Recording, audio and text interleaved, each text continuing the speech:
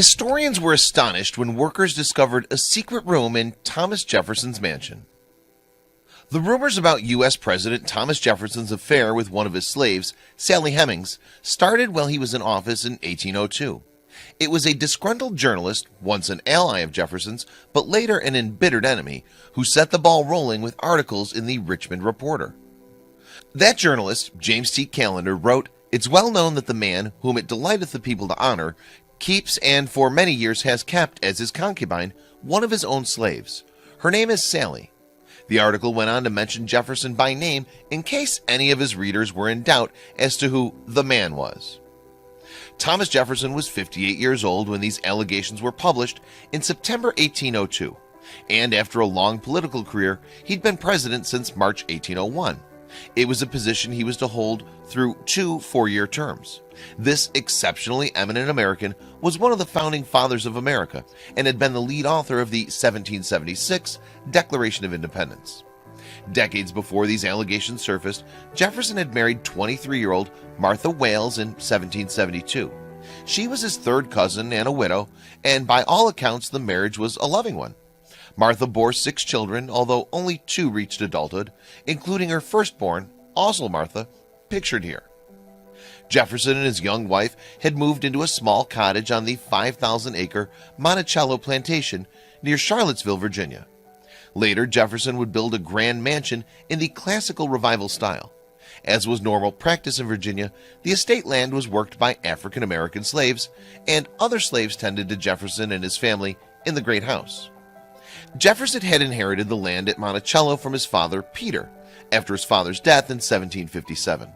He was only 14 when his father died, so he had to wait until he was 21 before he took control of the estate. Also included in his inheritance were 52 slaves. Consequently, he and his wife Martha inherited another 135 slaves when her father, John Wales, died in 1773. So here we have the central contradiction of Jefferson's life. Undoubtedly, he opposed slavery and actively campaigned for its abolition. Indeed, he was the man who wrote the immortal words, "All men are created equal." Yet he himself was a slave owner and remained one until his dying day. As we shall see, this contradiction is thrown into even sharper focus by his relationship with Sally Hemings. Jefferson's marriage to Martha was apparently a happy one. She was an accompanied pianist, and Jefferson would often play with her on the cello or violin. But tragedy struck in 1782. Probably weakened by frequent childbirth, Martha died aged just 33 with her husband at her side. Unsurprisingly, Jefferson was deeply affected by the loss of his wife. He spent the weeks after her death riding deep into the countryside, often accompanied by his eldest child, Martha, who was a witness to the depths of this grief. Tellingly, Jefferson's wife had made a death plea with him never to remarry, as she could not stand the idea of another woman bringing up her children. And Jefferson never did marry again. But although Jefferson was never to wed again, that did not mean that his life was without romance. Although it was controversial for many years, most historians now accept that Jefferson had a long-lasting affair with Sally Hemings. Indeed, she had 6 children by him, shown to be fact by DNA testing of the descendants of those children, some of whom are pictured here. Who was Sally Hemings? Sadly, no attested image of her exists today, but we do know quite a lot about her, and some of what we know is quite astounding. Sarah Sally Hemings was born into slavery in about 1773. Sally's mother was Betty, and Betty's parents were Susanna, who had arrived in America from Africa as a slave, and a British ship's captain called John Hemings. The original owner of Sally's mother, Betty, and grandmother Susanna was one Francis Epps IV. When he died, his daughter Martha Epps inherited the two, employing them as personal slaves. Martha Epps then married John Wales, who was the father of Jefferson's wife, Martha. Wales took Betty as his mistress, fathering 6 children with her, the youngest of whom was Sally Hemings. As we've already seen, the Jeffersons inherited 135 slaves from Wales when he died in 1773. One of those slaves was Sally Hemings. So the astonishing fact is that Sally was a half-sister of Jefferson's wife Martha, and after Martha's death, Sally became Jefferson's mistress. We can only speculate as to whether Jefferson's attraction for Sally was partly caused by her relation to the grief-stricken widower's late wife. When Sally came into the ownership of Jefferson in 1773, she was but a babe in arms. Her childhood was spent on the Monticello plantation, although neither she nor any of her siblings worked in the fields. They were instead given positions as craftsmen of various kinds or as house servants. It was the latter occupation that Sally was to be given. We cannot know precisely when Jefferson's relationship with Hemming started, but there's perhaps a clue in the time that he spends in France as an American envoy from 1784.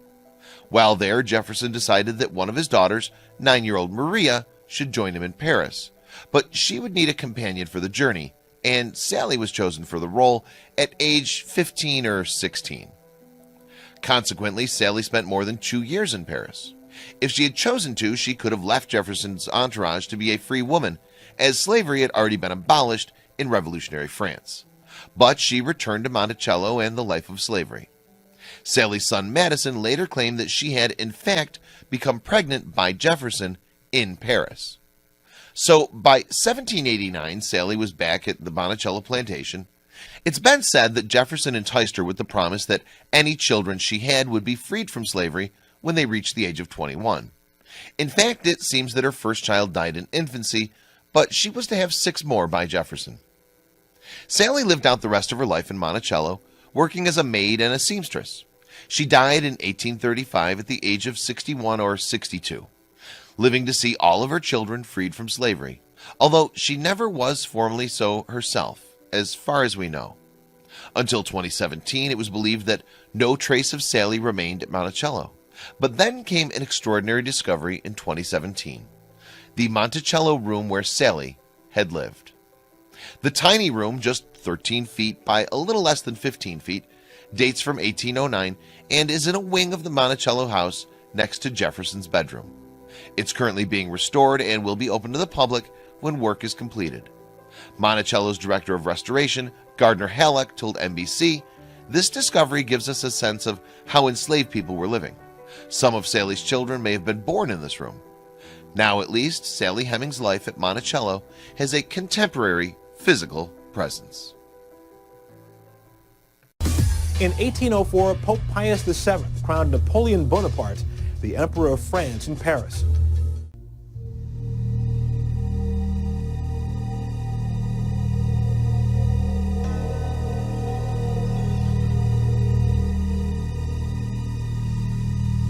It was the summer of 1805.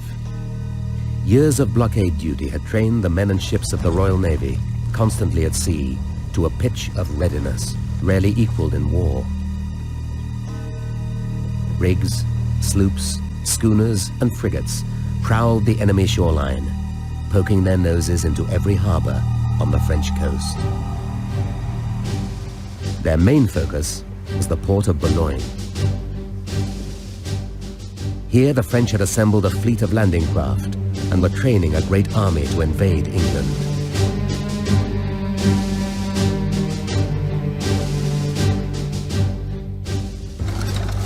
And commanding the operation was that unrivaled master of war, Napoleon Bonaparte.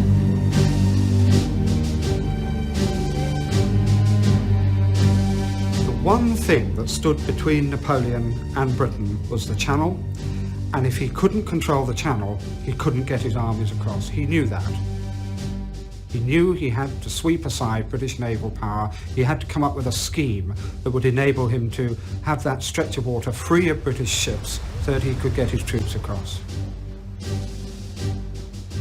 Napoleon thought, if I can be master of the Channel for 3 days, I will be master of the world. That's how crucial it was.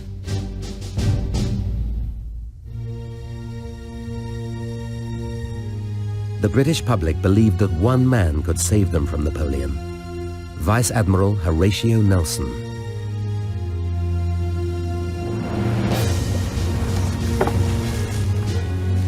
But Nelson himself was not so sure.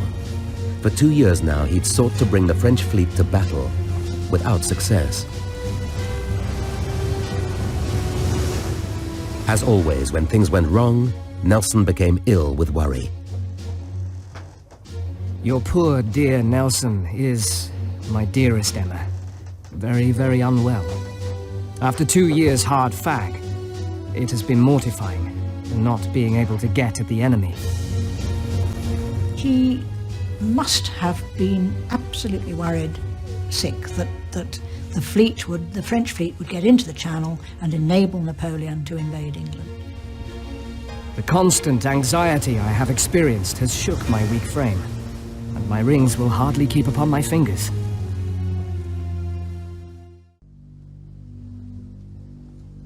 It looked to some as though Nelson were guilty of an error of judgment. He'd allowed the French Admiral Villeneuve to escape from the Mediterranean and link up with Spanish warships. With Nelson in hot pursuit, this powerful fleet sailed for the West Indies before doubling back across the Atlantic. And now, no one knew exactly where it was.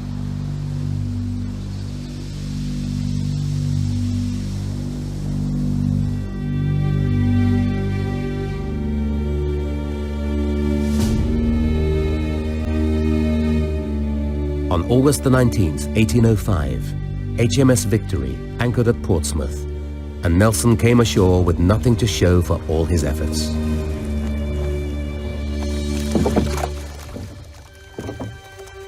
When Nelson arrives in England in 1805, he doesn't quite know what to expect. He has not met and defeated the French fleet, as he expected to do, and as he knows the public expected him to do. So he must have felt a sense of, are they still going to love me? Are they still going to admire me? But to ordinary people on a rainy day in Portsmouth, he was still the hero, whose wounds made him one of the most instantly recognizable figures of his day. He once scribbled this note to an autograph seeker. Wounds received by Lord Nelson. His eye in Corsica, his belly off Cape St. Vincent, his arm at Tenerife, his head in Egypt. Tolerable for one war. One morning in September, news reached Nelson that the French fleet had been found in the Spanish port of Cadiz. Nelson hurried to London for an interview at the Admiralty with Lord Barham.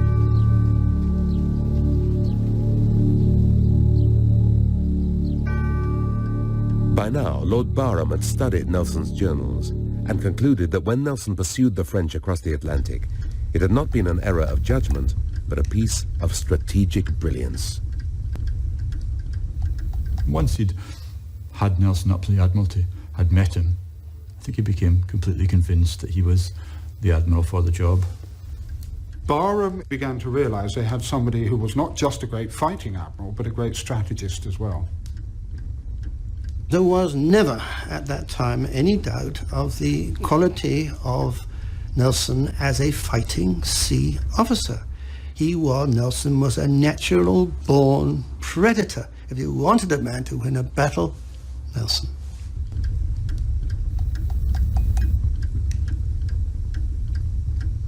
There was a strong sense of premonition. One of the last things he did was actually go up to Horatia's bedroom, kneel by her bed and pray for her before he stepped into the carriage that was taken to Portsmouth and the Victory and thus to Trafalgar.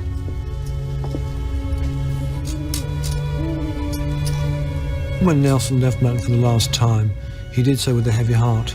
Merton held all the things that he loved dear. Emma was there, Horatio.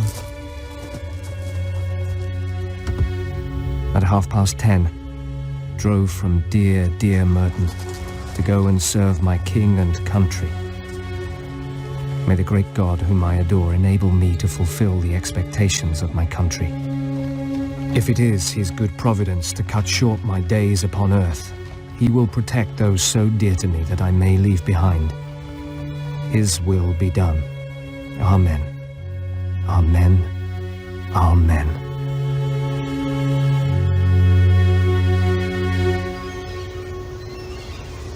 Nelson arrived in Portsmouth at dawn on the 14th of September. As he walked, he was surrounded by crowds. People were pushing for a sight of him. They were even holding up babies for him to bless. People were kneeling in the streets and calling out blessings on him as they went. Again, there was a strong sense of destiny. And as he got into the boat, they gave him 3 cheers, and he waved his hat and turned to Hardy as he waved it and said, "I had their hussars before, I have their hearts now.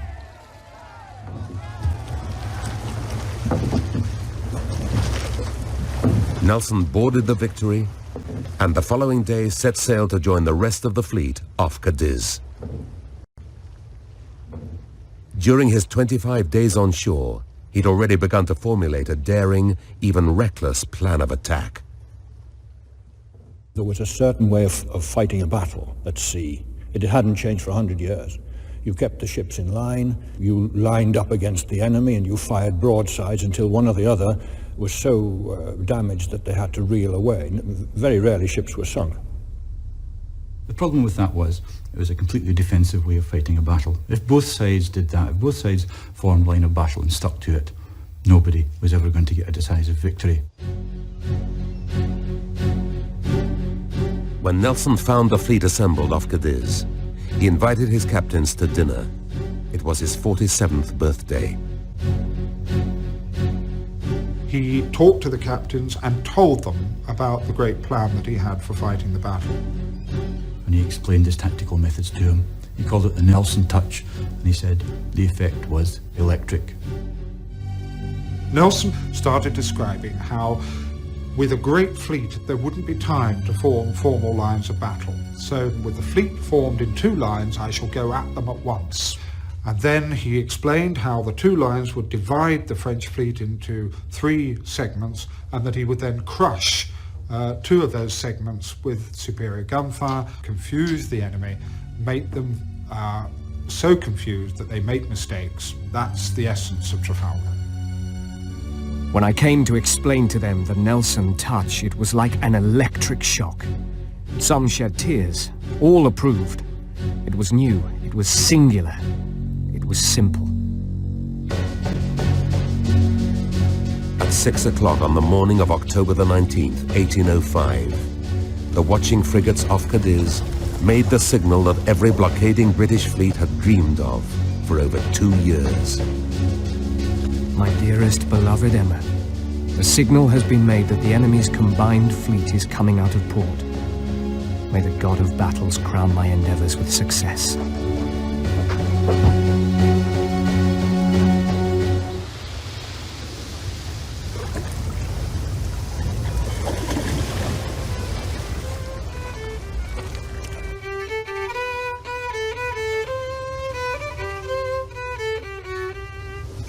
The morning of the 21st of October was very gentle. It was a quiet autumnal day with light winds. A very heavy swell was coming from the west, which indicated that there was a big storm brewing out in the Atlantic. And eventually, the whole combined French and Spanish fleet was sighted on the eastern horizon against the rising sun, a forest of masts. 33 French and Spanish battleships and a large number of smaller ships, all stretching right across the visible horizon as the British began the attack that Nelson had planned.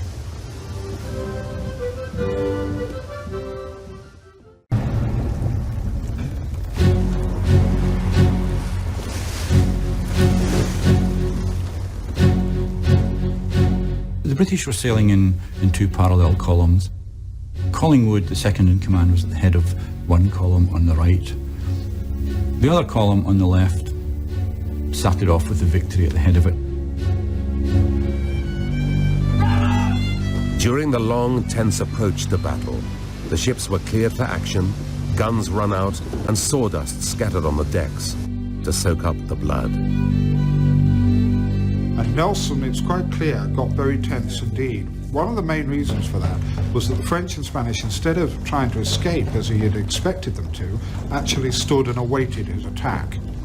And he was heard to say, they put a very brave face on it, but by God, I'll give them such a drubbing as they'll remember. So he's nerving himself up. During the long approach to battle, there was time for men to look at what was likely to happen and begin to get that sinking feeling in the pit of the stomach. And so Nelson knew that and looked for ways to keep his men occupied. He actually toured the decks of the Victory, speaking to the men at the guns. So he was deliberately raising their morale. But he also wanted to communicate to the whole fleet And that's why he decided to send the famous signal, "England expects that every man will do his duty." As the two fleets closed for action, many sailors and officers scribbled wills and farewell letters.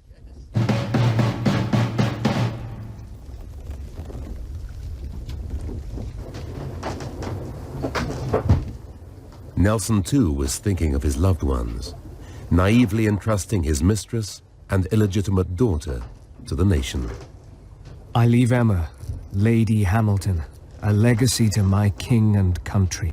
I also leave to the beneficence of my country my adopted daughter, Horatia. He said, "Look after Emma, look after Horatia." But sadly they didn't. The nation didn't.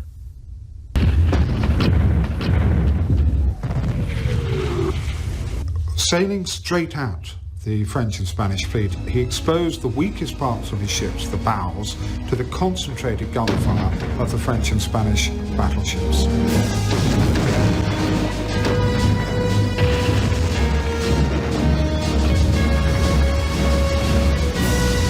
The winds were light, so the approach took half an hour.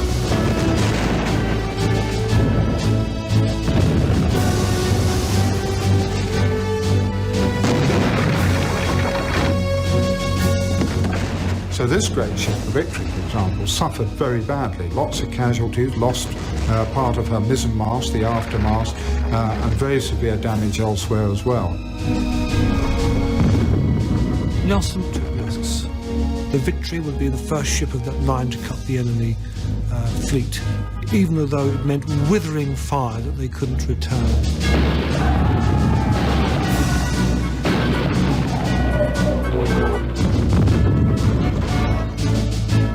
Leading the starboard column, Collingwood's flagship, the Royal Sovereign, cut the Franco-Spanish rear, 15 ships from its end, raking the Santa Ana as she passed astern of her. It was 15 minutes before the rest of Collingwood's ships could come to his aid. As the Victory approached the enemy line, Nelson was looking for Admiral Villeneuve's flagship, the Bucentaure. When they spotted her, Nelson ordered the Victory to steer right at her. Nelson wanted to deliver a knockout blow to the enemy commander-in-chief right at the beginning of the battle. And at the last minute, the Victory did a sidestep and punched her way through astern of the Bucentaure.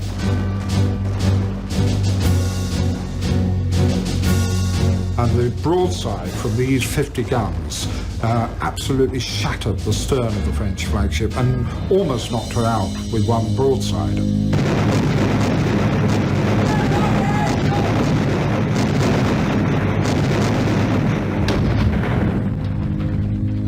Each British ship, after the Victory, went astern of her, so that the Bucentaure eventually was so badly damaged that Villeneuve had to surrender his ship quite early on in the battle, thus losing all control of the battle, creating the confusion and the pell-mell battle that Nelson wanted. Having attacked the Bucentaure and driven her way, forced her way through a very tightly packed French line, the Victory actually got tangled with the French ship Redoutable.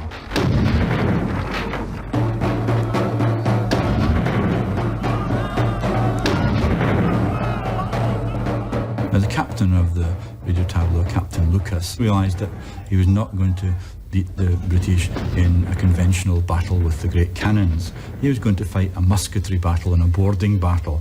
He was going to station extra men up on the tops and the rigging to fire down on the ship and fire as much musketry as he could on the ship.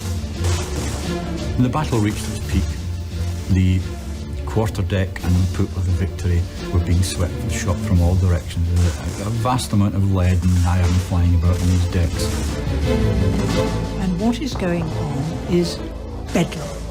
They're exposed to cannonballs, musket balls, wood splinters in all directions, blocks of tackle, ropes cut. We know that Captain Lucas on the Redoutable threw over 200 grenades onto the top of Victory. Nelson and Hardy were pacing up and down on the quarterdeck, just in front of the Victory's wheel. shot had already passed between Hardy and Nelson and had ripped the buckle off Hardy's shoe and bruised his foot. And Nelson said, "This is too warm work to last long, Hardy." And they went on walking up and down again. At one point, Hardy went a little further in the walk to look down the hatchway that leads down into the lower gun decks, and when he turned, Nelson was already beginning to fall. The musket ball penetrated through his gold epaulette, taking a little bit of the gold with it. It went down through his lungs and it hit his spine. His lungs were filling up with blood. He was paralysed from the waist down. He immediately falls forward and he attempts to support himself on his left arm, and his left arm gave way and he fell onto the deck. Hardy rushed up to him and he heard him say, "I believe they've done it at last." Hardy says, "I hope not." And Nelson says, "My backbone is shot through." As he was carried down below, great presence of mind, he took out a handkerchief and covered his face and the stars on his chest so that his men wouldn't see him and be disturbed by the fact that their admiral had been shot. The cockpit must have looked like a butcher's shambles. Beatty, the surgeon, and his assistants were trying to come to terms with 40 men who were either dead on arrival, dying. As he talks, as he tries to make himself understood, he is coughing up blood. Nelson actually survived his wound for 3.5 hours, during which time he was in severe agony, but at least that meant that he lived long enough to learn that the battle had been won. First of all, they told him 12 or 13 ships, and he gasped, "I bargained for 20. And then Hardy came and told him the news that there were at least 14 or 15. So by the time he actually died, he knew that this incredible, decisive victory that he had planned for had actually been won. At about 4:30, the last shots were fired, and the end of the battle was marked with a shattering explosion as the French battleship L'Achille blew up.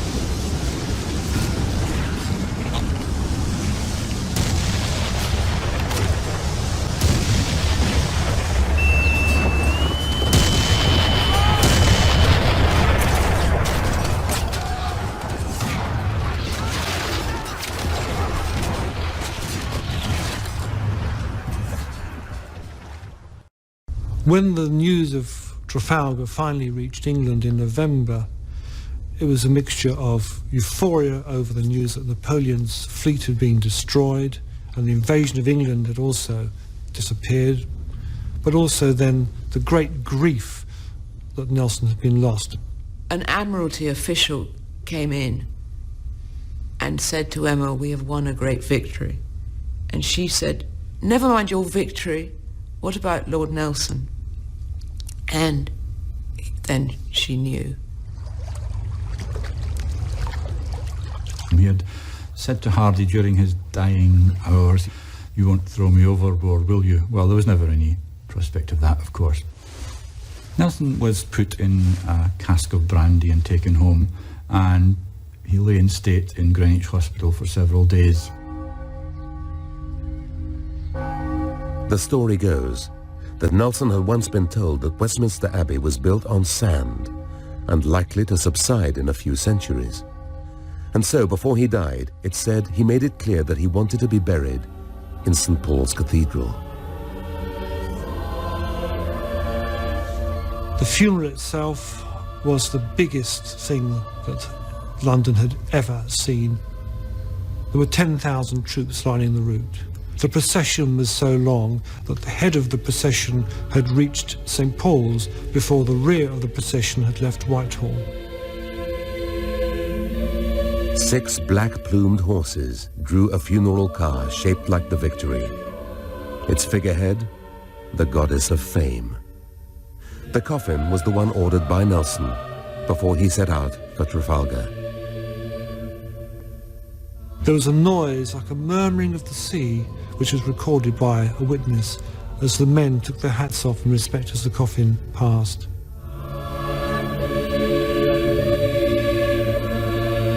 The service in St. Paul's was an occasion for national grief like few before or since. They mourned the hero who had died saving his country, but they also mourned the man they'd come to love, who was as flawed and as human as they were themselves.